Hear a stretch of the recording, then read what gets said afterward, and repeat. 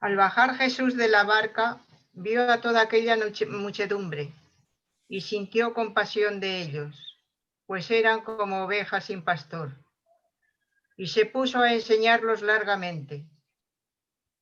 Avanzada la tarde, se le acercaron sus discípulos y le dijeron: el lugar es despoblado y es muy tarde. Despídelos para que vayan a las aldeas y a los pueblos más cercanos y compren algo que comer. Él les contestó: dadles vosotros de comer. Entonces dijeron: ¿tendremos que ir nosotros a comprar 200 denarios de pan para darles de comer? Jesús les preguntó: ¿cuántos panes tenéis? Id a ver. Una vez averiguado, le dijeron: 5 panes y además 2 peces. Entonces les mandó que les hicieran sentarse en grupos sobre la hierba. Y se acomodaron todos en grupos de 100, levantando los ojos al cielo. Tomó los 5 panes y los 2 peces, pronunció la bendición, partió los panes y los iba dando a los discípulos para que los distribuyeran. Asimismo, repartió los 2 peces entre todos. 12 canastos llenos de las sobras del pan y de los peces. Recogieron 12 canastos. Los que habían comido eran 5.000 hombres.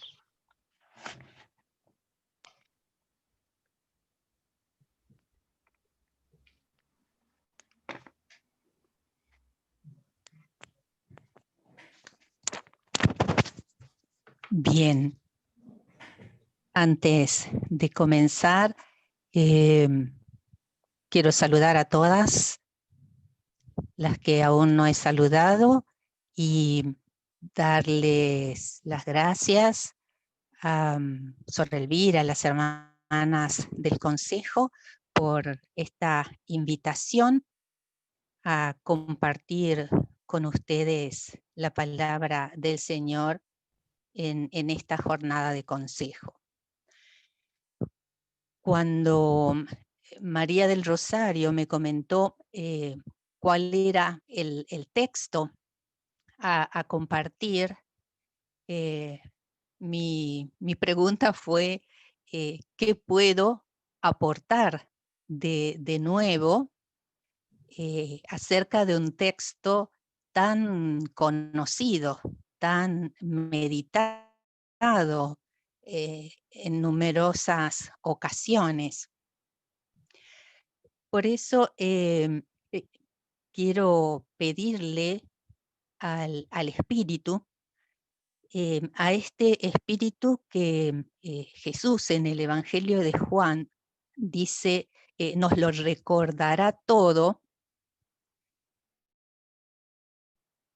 en el sentido de el actualizar la palabra pronunciada por Jesús, dada en un momento y en un contexto determinado, pero una palabra que se encuentra hoy con nuevas situaciones, nuevas culturas, con cambios epocales. Entonces, pido para ustedes y pido para mí la asistencia de este Espíritu para que nos lo recuerde todo. Y antes de comenzar con el texto, con Marcos 6, 34 al 44, quisiera recordar que la multiplicación de los panes, como la llamamos nosotros, se encuentra 6 veces en los evangelios. Esto nos habla de la importancia de la memoria de este acontecimiento para las primeras comunidades cristianas y sobre todo de la importancia del sentido de este relato. En el Evangelio de Marcos, quiero situar un poco el texto, nosotros encontramos 2 multiplicaciones de los panes. La primera que tiene lugar en territorio judío y la segunda que tiene lugar en territorio pagano. Y llamativamente entre ambos textos nos encontramos con el conocido relato de la mujer sirofenicia que acude a Jesús pidiendo la sanación, salvación para su hijita enferma. Y ante la respuesta de Jesús de a quién hay que darle primero el pan de los hijos, ella reclama, aunque sean las migajas de ese pan, y consigue el pan de los hijos, que es el don de la salvación. Creo que este contexto literario, digamos, del texto ya nos da una pista de por dónde Marcos quiere llevar el tema del pan, que se encuentra repetido de manera profusa a lo largo de todos estos capítulos, de toda esta primera mitad del Evangelio, y que después va a ser retomado en la institución de la Eucaristía. Bien, al comenzar a leer este texto para preparar este momento de reflexión, la primera pregunta que me surgió es, ¿liderazgo para qué?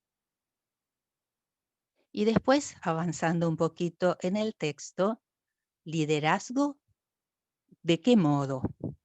¿Cómo? Bien, Jesús quiere retirarse con sus discípulos, quiere descansar un poco y quiere profundizar la formación de los 12. Pero la gente lo sigue. Al desembarcar, la muchedumbre ya estaba esperándolo del otro lado, y el texto nos dice que Jesús vio a esta muchedumbre, se compadeció de ella, porque estaban como ovejas sin pastor, y les enseñó largo rato. De alguna manera, esto nos está pintando la situación del pueblo. Desde el comienzo del Evangelio, Marcos nos está hablando de un pueblo hambriento, de un pueblo enfermo, excluido y abandonado, que camina continuamente en busca de Jesús, en busca de vida. Si prestamos atención al texto, el problema del hambre se traduce, se puede apreciar, se puede ver en la repetición de las palabras comer y pan. El verbo comer aparece 6 veces y la palabra pan 5 veces. Pero también hay otras palabras que son verbos, acciones muy significativos, como entregar, distribuir, repartir. Estos detalles ya nos permiten percibir este contexto de hambre. Y este contexto de hambre, nos dice Marcos, radica en una falta de distribución, en una carencia en el compartir el pan. Esta es la situación del pueblo, probablemente de la mayoría de las personas del siglo I. Y esta situación nos deja ver la opresión económica, social en la que se encontraba esta gente. Este es el contexto en el que la buena noticia de Jesucristo, según Marcos, ha sido escrita. Es frente a esta situación que Marcos presenta el proyecto de vida de Jesús, Cristo, Hijo de Dios. Bien, el texto nos dice que Jesús siente compasión y ciertamente no es un mero afecto humano. En el Antiguo Testamento la compasión es un atributo de Dios. Y en esta actitud de Jesús, Él nos está revelando, nos está dando a conocer la inclinación de Dios hacia los hombres. Y hay una indicación muy importante en el texto. Jesús dice que se compadeció de la multitud dispersa, abandonada, como ovejas sin pastor. Esta frase señala la ausencia de liderazgos que promuevan la vida de los pobres y junto a los pobres. Las comunidades cristianas del tiempo de Marcos están invitadas a confrontarse con esta realidad. También nuestras comunidades cristianas. Hambre y ausencia de liderazgo. Y no de cualquier liderazgo, sino del que promueva la vida de y junto a los pobres. El texto nos dice que Jesús se pone a enseñarles largo rato. ¿Qué les enseñaría? Marcos no lo dice. No encontramos un largo discurso como en Mateo. Pero sin duda el contenido de la enseñanza de Jesús, las palabras que dirige a esta muchedumbre, explican lo que a continuación va a suceder. Van en la misma línea de lo que va a hacer Jesús, de lo que la gente va a vivir. Bien, el texto nos dice que comienza a oscurecer. Los discípulos se dan cuenta de esto, se dan cuenta que el pueblo tiene hambre y son ellos los que se lo hacen recordar a Jesús, casi como si pensaran, pero cómo éste no se da cuenta y sigue dándoles charla, sigue reteniéndolos ante semejante situación. Los discípulos tienen propuestas para resolver este momento difícil. Y la primera que nos da el texto es muy clara. Le dicen a Jesús, despídelos y que cada uno busque de comer, que cada uno se las arregle, que cada uno vea lo que hace. Esta es una propuesta de quien considera que el hambre del hermano es un problema individual, no colectivo. Y por eso también piensa que la solución del hambre es igualmente individual. Con palabras de hoy podríamos decir que es la visión individualista de la realidad y la propuesta del individualismo. Pero Jesús se niega a aceptar esta propuesta. La respuesta de Jesús es, denles ustedes de comer, que equivale a un no se desentiendan, háganse cargo.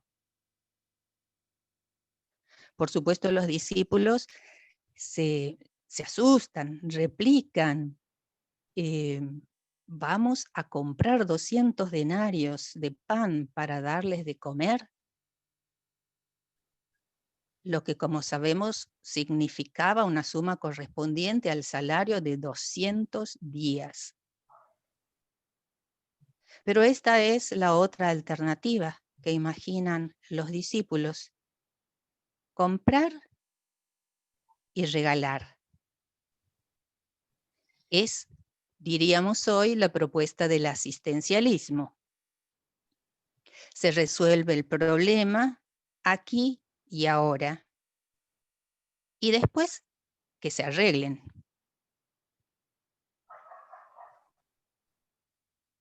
¿Cuántas veces nos habrá pasado que ante situaciones como esta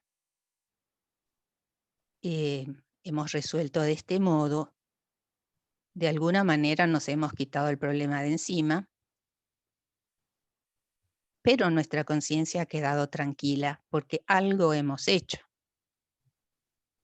No los hemos despedido con las manos vacías. Pero Jesús también rechazó esta propuesta. Y aquí podríamos preguntarnos, a esta altura del texto, ¿qué nos dicen las propuestas de los discípulos? ¿Qué tan frecuentemente hemos pensado y actuado así? Son estas las visiones y las propuestas de nuestras comunidades, de nuestra iglesia frente al hambre de la gente.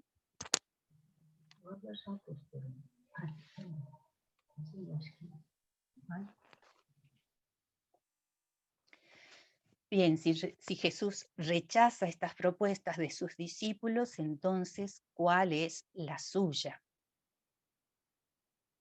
Tenemos que tener en cuenta que el texto sigue dándonos pistas para comprender, para profundizar en la persona de Jesús, en su estilo, en su proyecto, no solo en la resolución de un momento o de una situación puntual. A la primera propuesta del individualismo, la respuesta de Jesús es clara, es concreta y exigente. Denles ustedes de comer. El hambre de la gente no es problema solo de la gente, sino también tuyo. El hambre de tu hermano y de tu hermana es problema tuyo. Y el discípulo tiene que asumir su responsabilidad y participar en la construcción de soluciones. ¿Pero acaso la segunda propuesta de los discípulos no iba en esa línea? ¿En involucrarse para resolver la situación? Y Jesús también la rechazó. Entonces, ¿qué quiere Jesús? Él les dice claramente, ustedes tienen, vayan a ver cuánto tienen. No es un por si acaso, es una afirmación de Jesús. Ustedes tienen. Jesús manda a buscar en lo propio, a sacar lo nuestro. Quizás lo que hemos guardado, lo que hemos ahorrado en caso de necesidad, por prevención. Y aquí que al buscar en lo propio encuentran 5 panes y 2 pescados. No parece mucho, ciertamente no es mucho, como tampoco es mucho lo que el mismo pueblo tiene. Pero si nos detenemos en el detalle, encontramos que Marcos dice 5 panes, 2 pescados. 5 más 2, igual a 7. Lo que tenemos, ¿es mucho o es poco? ¿Es plenitud? ¿Alcanza? Y si tenemos 7, ¿por qué hay hambre? Y aquí no solo hablamos del hambre material, ¿no? ¿Será porque nosotros, nosotras, y la misma gente hemos caído y creído en la propuesta del individualismo, será por eso que el 7 está dividido, 5 y 2. Todos tenemos, aunque sea un poquito, pero lamentablemente no es nuestro, no es de todos, es mío o de mi grupo, es mi seguridad. Que el otro vea cómo se arregla. Es importante ver en esto que las soluciones que buscan los discípulos, las que a ellos se les ocurren, están fuera del pueblo o son de ellos para el pueblo. Jesús, en cambio, no busca soluciones fuera, sino dentro del pueblo, a partir del pueblo, a partir de la gente.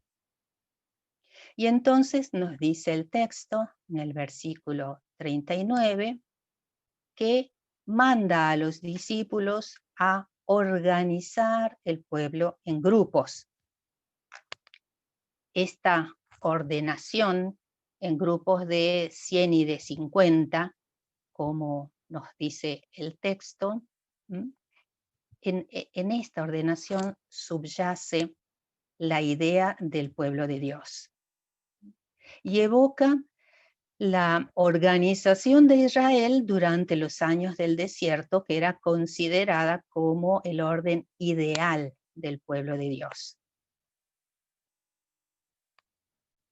Hay en este pedido de Jesús un reconocimiento de la condición de pueblo de Dios y quiere que también ellos recuperen la conciencia de que lo son,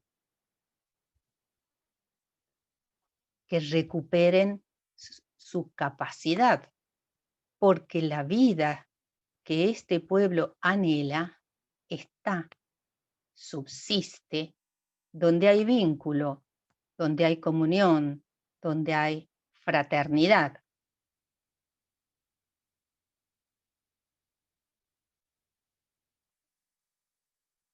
Solo un detalle.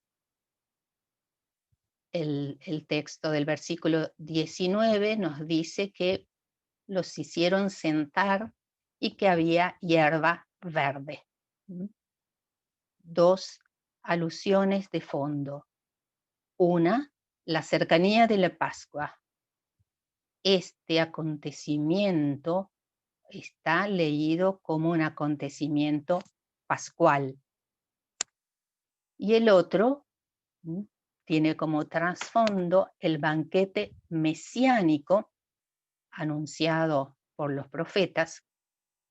Y podemos decir que esta comida conjunta es ya señal del reino de Dios, de este banquete mesiánico.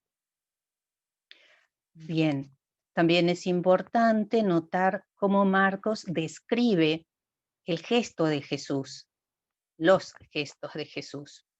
Jesús toma los 5 panes y los 2 peces, mira al cielo, bendice los panes y los parte. Jesús es quien parte los panes, pero se los da a los discípulos para que ellos los distribuyan. En estos gestos de Jesús no hay una descripción del milagro, sino en realidad una descripción del rol que Jesús asume, semejante al del padre de familia en los rituales de comida de comunión judía, en los que el padre de familia parte el pan después de la bendición, es el primero en probarlo y lo repartía. Aquí hay una diferencia y esa diferencia estriba en que los discípulos se van a encargar de repartir el pan y los peces. Marcos insiste. Después, releyendo el texto, podemos ver los versículos 38, 39, 41, 43, donde se aprecia la insistencia de que los discípulos colaboren con Jesús. Les está dando una formación en acto. Lo que Jesús hace, deberán hacerlo también ellos, como seguidores y colaboradores de Jesús.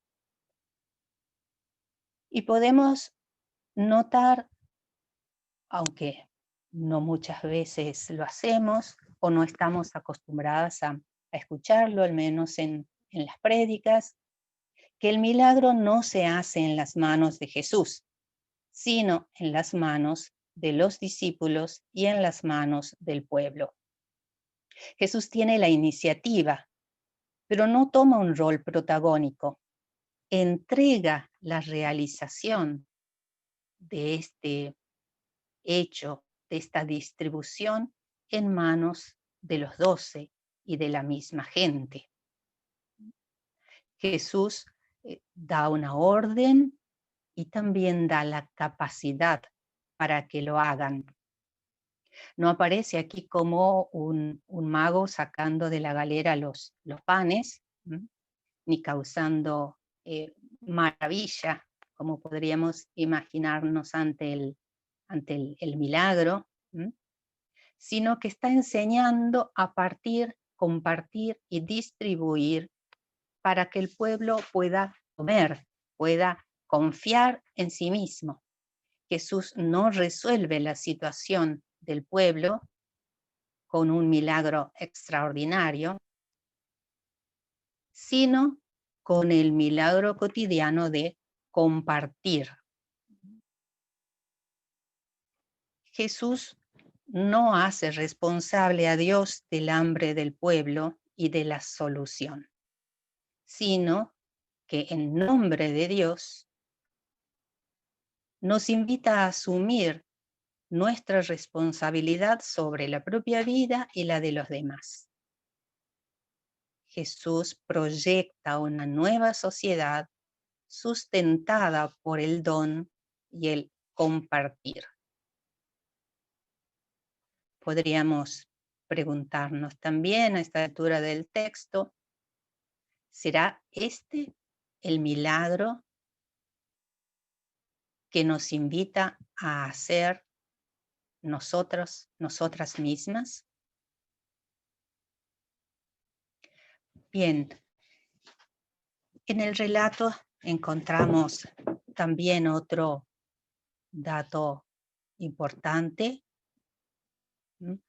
una propuesta más, que es igualmente desconcertante, exigente, aun cuando la conozcamos de memoria.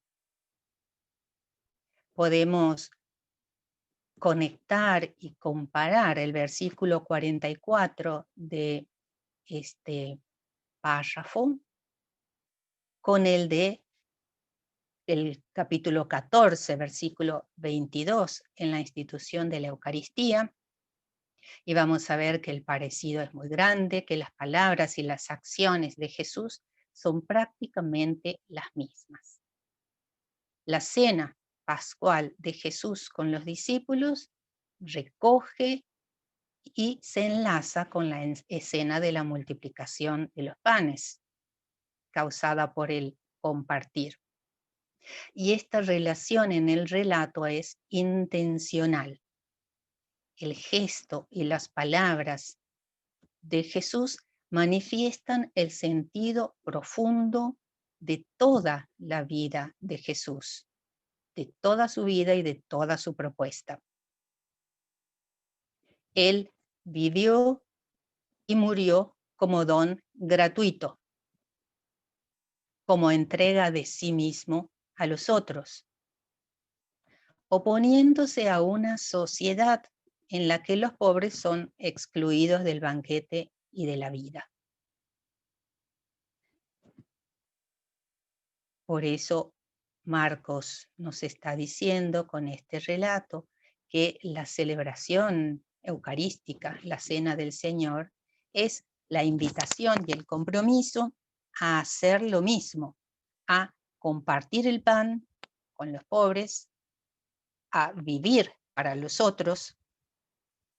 Es el compromiso de organizar al pueblo, de trabajar en la construcción de una nueva sociedad donde el partir y el repartir el pan es para que todos tengan, para que nadie pase hambre. Es comunión con Jesús, con su persona, con su proyecto, y por lo mismo es comunión real con los demás, especialmente con los más pobres, en esta construcción de un proyecto de vida. Bien, los primeros cristianos que escribieron este evangelio, como los otros, veían en el signo del pan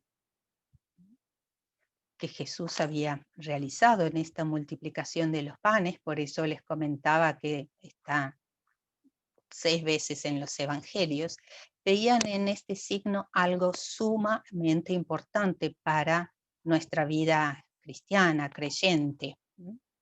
En el modo como lo relatan los 4 evangelistas y en los distintos temas con los que se enlaza, temas que se articulan en torno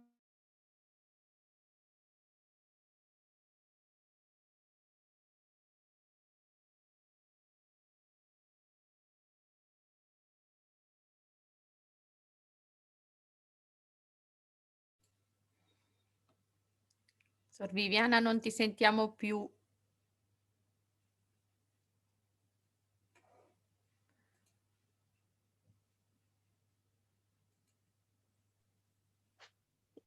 ¿Se escucha? Ora sì. Bien. Se cortó. Bien, decía la importancia que para las primeras comunidades cristianas, para quienes escribieron los evangelios, tiene este signo del pan, como algo fundamental para poder comprender a Jesús, su mensaje, a su obra, lo que significa creer en él y seguirlo.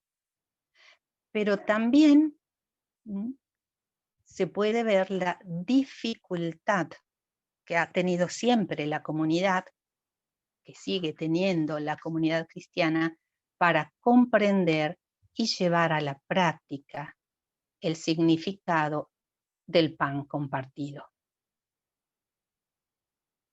Si nosotros seguimos leyendo el Evangelio de Marcos, vamos a ver que se nos dice que en un momento los discípulos discutían por el pan y que no habían comprendido lo de los panes.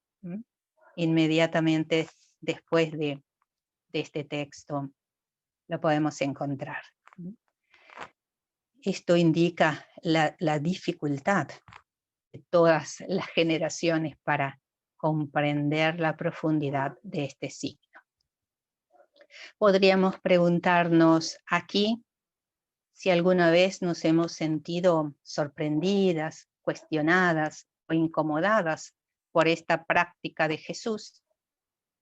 Si la práctica de Jesús nos ha hecho cambiar o si lo hemos cambiado a él para que encaje en nuestros esquemas, en nuestras prácticas, en nuestras seguridades.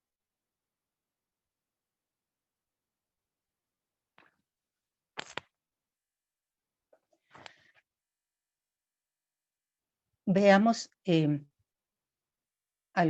podríamos llamar actualizaciones, ¿no? de este texto. Sin duda, la situación del pueblo en la época de Jesús y en la época de Marcos, tiene muchos puntos de contacto con nuestro mundo actual. Sobre todo si pensamos en el tema de el hambre, de la carencia del compartir y también de la ausencia de líderes para la vida del pueblo y junto al pueblo. Seguramente, no sé si han tenido ese momento o lo van a tener más adelante, pero sé que van a dedicar o han dedicado ya un tiempo a este análisis de las distintas realidades en las que nuestras entidades están insertas. Así que no voy a hacer ningún comentario sobre eso, pero como digo, podemos encontrar estos puntos de contacto. Y intentando responder o responderme a la pregunta liderazgo, ¿para qué? Que me surgía al comenzar a leer el texto. Veo que hay un horizonte inmediato, y este horizonte inmediato es la misión, la predicación, la construcción del bien común, como nos lo señalan nuestras leyes, nuestra forma de vida. Con respecto al liderazgo, también encontramos en nuestras constituciones, podríamos decir, una definición. La autoridad es el poder de hacer crecer la vida. Y aquí también encuentro un punto de contacto con el texto de Marcos. Poder de hacer crecer la vida, los gérmenes de vida que hay en cada hermana, en cada realidad, en cada hermano que se nos acerca. Y Marcos puntualiza la vida del y junto a la gente, junto al pueblo en este caso. El modelo de liderazgo en el que Jesús intenta formar a los 12 y al pueblo, nosotros lo llamamos corresponsabilidad, circularidad. Este modo de hacer circular la vida entre nosotras y entre la gente. Y hoy en la iglesia este modelo tiene un nombre no nuevo, es viejo. El nombre es sinodalidad. Y quizás, aún siendo una expresión antigua, nos pueda sonar hoy a una novedad de vocabulario, como decir, bueno, le cambiamos el nombre al tema de la circularidad, de la corresponsabilidad. Sin embargo, esta palabra tiene algunas connotaciones interesantes, porque precisamente nos habla de este nosotros, de este ser juntos. Un ser juntos en virtud del cual todos, en este caso hablando de la iglesia, ¿no? Todos los creyentes, recorremos un camino juntos, y hay algunos o algunas que presiden la fraternidad. Indica este caminar juntos. Y es importante para nosotras tener en cuenta que esta expresión, sinodalidad,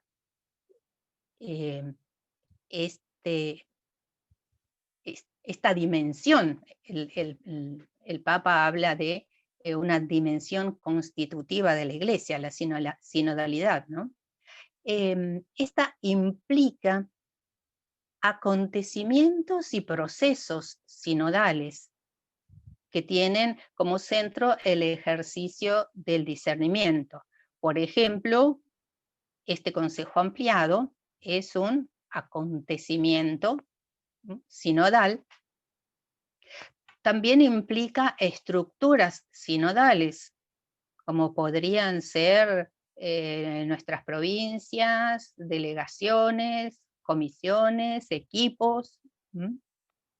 Y de manera particular implica disposiciones o actitudes sinodales.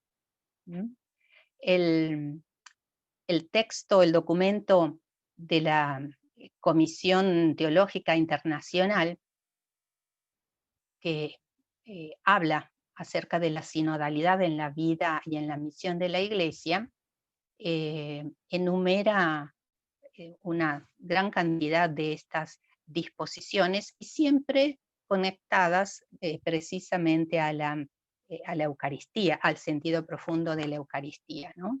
Y algunas de estas actitudes son, por supuesto, la escucha común de la palabra, la acogida recíproca, la escucha recíproca, la humildad, la kenosis, y podríamos agregar a estas disposiciones o actitudes sinodales las varias que Fray Timothy mencionó en su conferencia sobre el liderazgo cristiano.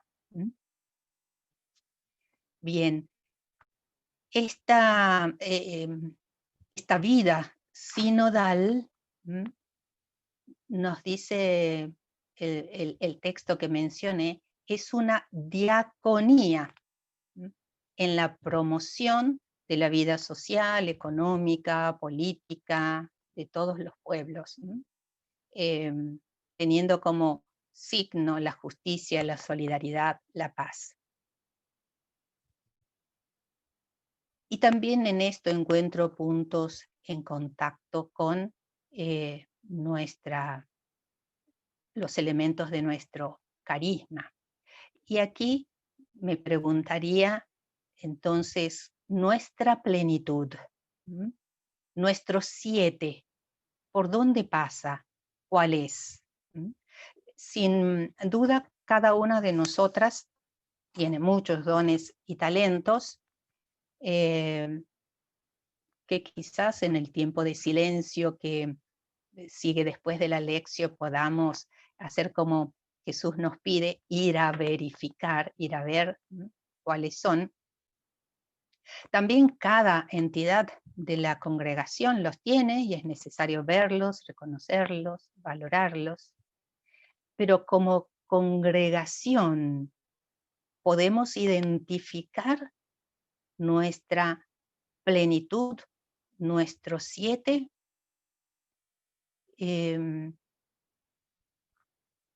Yo solo quiero mencionar 2 porque creo que tienen que ver con el tema del consejo ampliado.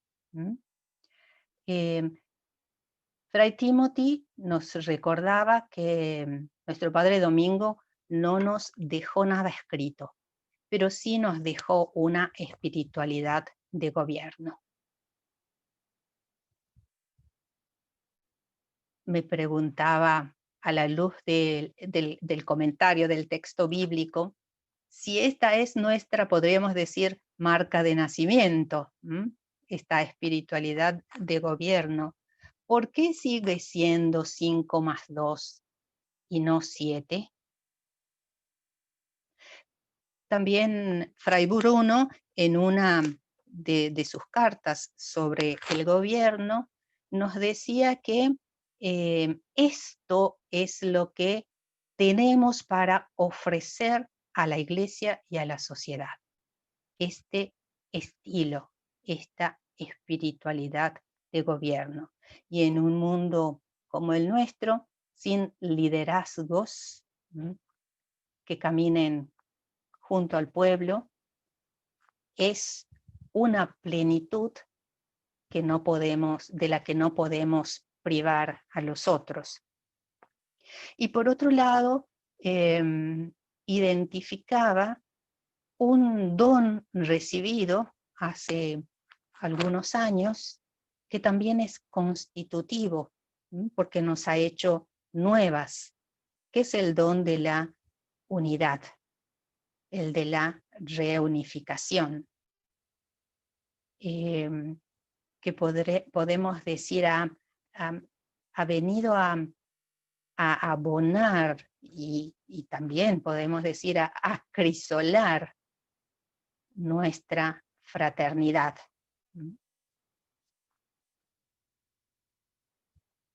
El otro tema clave del que habla el texto evangélico, como decíamos, es esta relación, esta conexión de la multiplicación de los panes con la institución de la Eucaristía, con el don de la Eucaristía, ¿no? Con este gesto profético de la entrega de Jesús en la cruz, ¿no?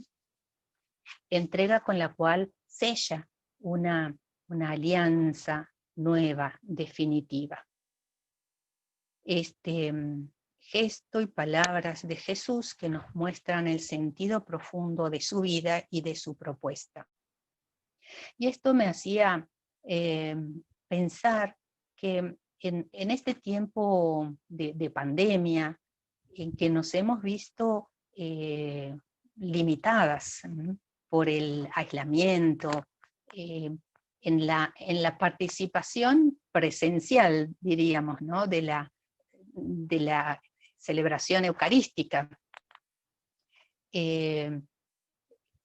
Seguramente nos hemos ingeniado para que no esté ausente y poder participar, sea a través de la televisión, a través de las redes sociales, o aún en celebraciones en nuestras propias casas, en nuestras comunidades, ¿no? Pero sentía, para nosotros se está haciendo ya muy largo este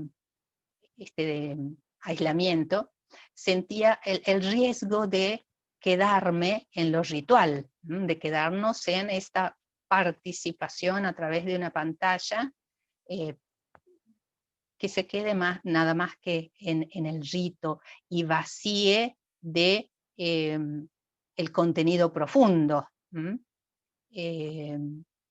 Y encontraba en los escritos del Papa Francisco en sus discursos, y esto me llamaba la atención, ¿no? Me sonaba a un llamado, a una interpelación. Decía, encontraba la repetición de la palabra pacto, alianza, ¿no? Y me preguntaba por qué esta insistencia del Papa en esta expresión, pacto, alianza. Él habla en sus distintos escritos de sellar un pacto cultural, un pacto social, una alianza educativa global para hacer frente a la crisis educativa, y dice que se trata de un acuerdo para vivir juntos, pero de un acuerdo que esté sustentado en dar valor a la unicidad de cada uno, que respete, que asuma las diversas cosmovisiones, culturas, estilos de vida. Un pacto que haga emerger una diversidad reconciliada. Me parecía muy fuerte. En la Laudato Si habla de una alianza entre la humanidad y el ambiente para sanar y salvar nuestra casa común.